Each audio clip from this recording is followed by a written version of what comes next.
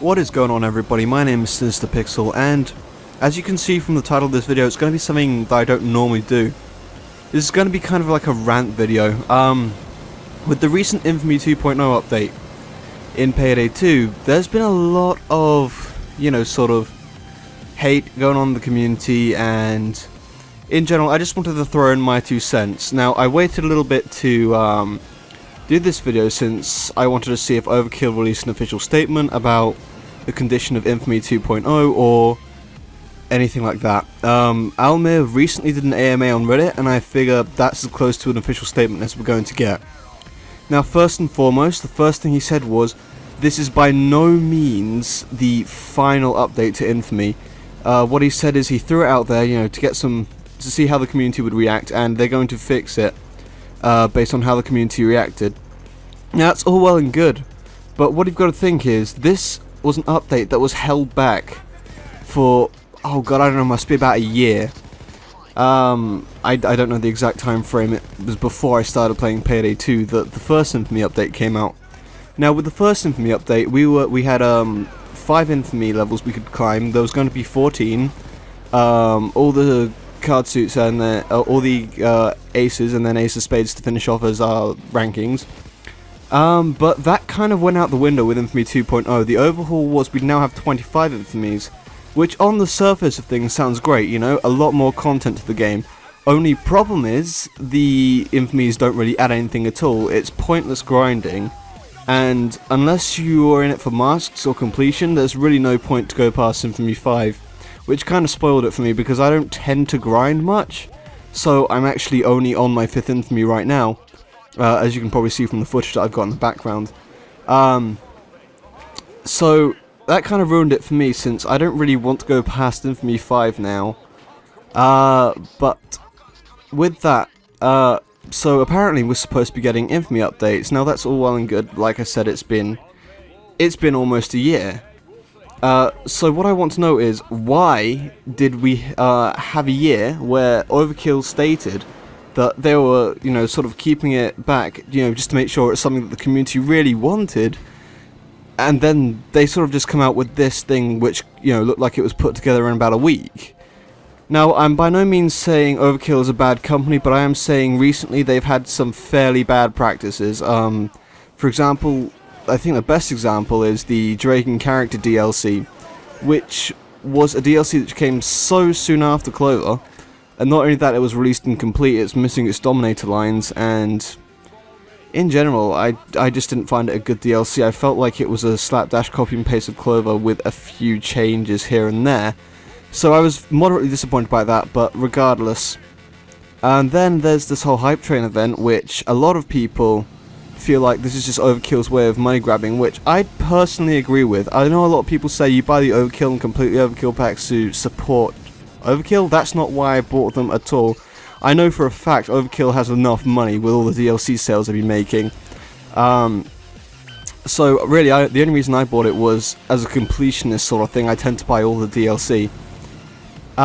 So I'm not going to dwell on the Hype Train too long. That's not what this video is about. I'm not really a big fan of what they did, especially with releasing the packs early, which basically means anybody who wants to return their pre-orders, get a refund for them, cannot now. I think that was quite underhanded. Now, I'm by no means saying Overkill is a bad company. I just feel like they've lost their way a little bit. Perhaps Starbreeze, their publishers, are squeezing them a little bit, because with Payday 2 they're in quite a unique position. In fact, they said that themselves. The reason for the Hype Train event was that they were in a unique position with Overkill, with Payday 2. Whether this is to, become independent again without the need of a publisher, or whether it is just because Starbreeze is squeezing them for everything, or in general, they just want to make as much money off Payday 2 as they can. Because they've got a great money cow going here. They've got probably one of the funnest multiplayer games of the current generation. And it gets regular updates. Now, with Infamy 2.0, I think really the biggest disappointment was the way I like to think it's kind of like Duke Nukem syndrome or Half-Life 3 syndrome. Everything's getting so hyped up that, when something gets so hyped up that you don't really know if it's going to be able to hold out, live up to the expectation. I mean, I think that's the thing with Duke Nukem, and a lot of people say, and you know, Valve themselves have gone on record stating the reason they're holding back Half-Life 3 is because of the amount of hype that's built up, and, you know, they want to make something that's going to impress.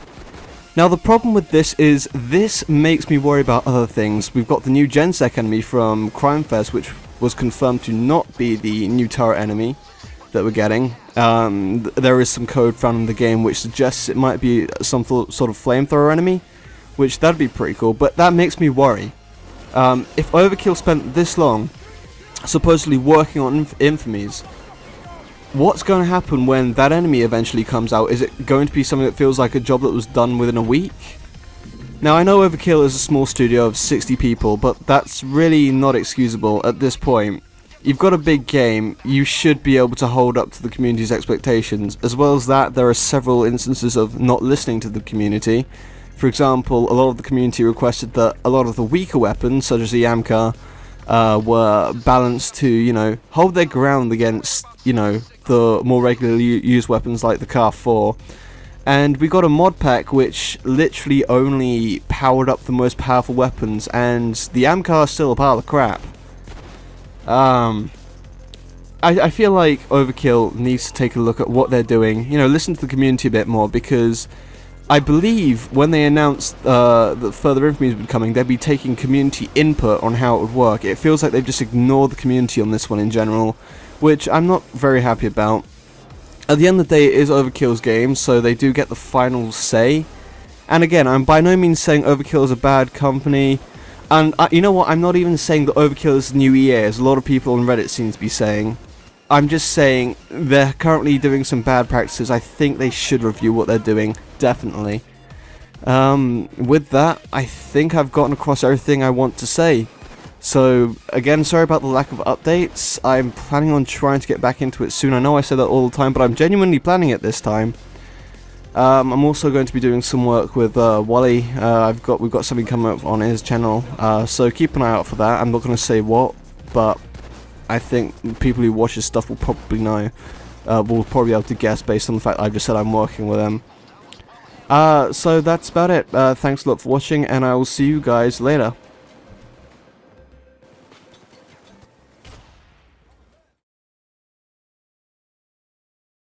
Yeah, no worries for free. It shouldn't take us that long to get back to where we were. Fucking those laughs though.